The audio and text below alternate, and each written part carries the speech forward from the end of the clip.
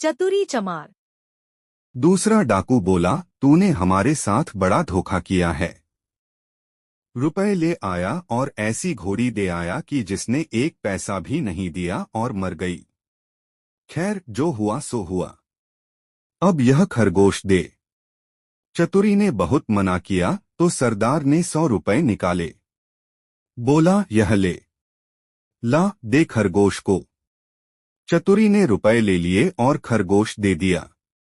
डाकू चले गए। चतुरी ने आगे के लिए फिर एक चाल सोची। उधर डाकुओं के सरदार ने खरगोश को घर ले जाकर अपनी स्त्री को दिया और उससे कह दिया कि जब खाना तैयार हो जाए तो इसे भेज देना। और वह बाहर चला गया। दोस्तों के बीच बैठा रहा। राह देखते देखते आधी रात हो गई पर खरगोश नहीं आया तो वह झल्लाकर घर पहुंचा और स्त्री पर उबल पड़ा। स्त्री ने कहा, तुम नाहक नाराज होते हो। मैंने तो घंटों पहले खरगोश को भेज दिया था। सरदार समझ गया कि यह चतुरी की शैतानी है। वे लोग तीसरे दिन रात को फिर चतुरी के घर पहुंच गए। उन्हें देखते ही चतुरी ने अपनी स्त्री से कहा, इनके रुपए लाकर दे दे। स्त्री बोली, मैं नहीं देती। नहीं देती, चतुरी गरजा और उसने कुल्हाड़ी उठाकर अपनी स्त्री पर वार किया। स्त्री लहूलुहान होकर धरती पर गिर पड़ी और आंखें मूंद गईं। डाकू दंग रह गए। उन्होंने कहा, अरे चतुरी, तूने यह क्या कर डाला? चतुरी बोला, तुम लोग चिंता न करो, यह तो हम लोगों की रोज की बात है।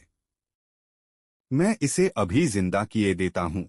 इतना कहकर वह अंदर गया और वहां से एक सारंगी उठा लाया। जैसे ही उसे बजाया कि स्त्री उठ खड़ी हुई। चतुरी ने उसे पहले से ही सिखा रखा था और खून दिखाने के लिए वैसा रंग तैयार कर लिया था। नाटक को असली समझकर डाकुओं का सरदार चकित रह गया। उसने कहा, चतुरी भैया, यह सारंगी तू हमें दे दे। चतुरी ने बहुत आनाकानी की तो सरदार ने 100 रुपए निकालकर दसे और दे दिए और सारंगी लेकर वे चले गए। घर पहुंचते ही सरदार ने स्त्री को फटकारा और स्त्री कुछ तेज हो गई तो उसने आव देखा नताव कुल्हाड़ी लेकर गर्दन अलग कर दी। फिर सारंगी लेकर बैठ गया। बजाते बजाते सारंगी के तार टूट गए, लेकिन स्त्री ने आंखें नहीं खोली। सरदार अपनी मूर्खता पर सिर धुनकर रह गया। पर अपनी बेवकूफी की बात उसने किसी को बताई नहीं और एक के बाद एक सारी स्त्रियों के सिर कट गए। भेद खुला तो डाकुओं का पारा आसमान पर चढ़ गया। वे फौरन चतुरी के घर पहुंचे और उसे पकड़कर एक बोरी में बंद कर नदी में डुबोने ले चले। रात भर चलकर सवेरे वे एक मंदिर पर पहुंचे। थोड़ी दूर पर नदी थी। उन्होंने बोरी को मंदिर पर रख दिया और सब चले गए। उनके जाते ही चतुरी चिल्लाया, मुझे नहीं करनी, मुझे नहीं करनी। संयोग से उसी समय एक ग्वाला अपनी गाय भैंस लेकर आया। उसने आवाज सुनी तो बोरी के पास गया। बोला, क्या बात है? चतुरी ने कहा, क्या बताऊं? राजा के लोग मेरे पीछे पड़े हैं कि राजकुमारी से विवाह कर लूं, लेकिन मैं कैसे करूं? लड़की कानी है। ये लोग मुझे पकड़कर ब्याह करने ले जा रहे हैं। ग्वाला बोला, भैया, ब्याह नहीं होता, मैं इसके लिए तैयार हूं। इतना कहकर ग्वाले ने झटपट बोरी को खोलकर चतुरी को बाहर निकाल दिया और स्वयं बंद हो गया। चतुरी उसकी गाय भैंस लेकर 9-11 हो गया। थोड़ी देर में डाकू आए और बोरी ले जाकर उन्होंने नदी में पटक दी। उन्हें संतोष हो गया कि चतुरी से उनका पीछा छूट गया, लेकिन लौटे तो रास्ते में देखते क्या हैं कि चतुरी सामने है। उन्हें अपनी आंखों पर विश्वास नहीं हुआ।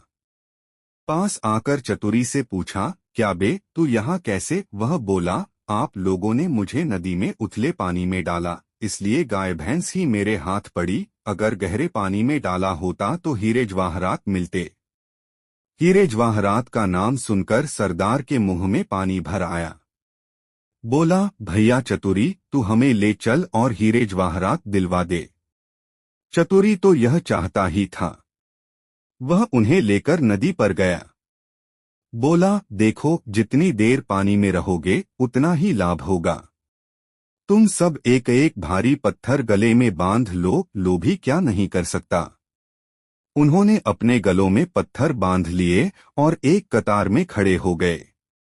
चतुरी ने एक एक को धक्का देकर नदी में गिरा दिया। सारे डाकुओं से हमेशा के लिए छुटकारा पाकर चतुरी चमार गाय भैंस लेकर खुशी खुशी घर लौटा और अपनी स्त्री के साथ आनंद से रहने लगा।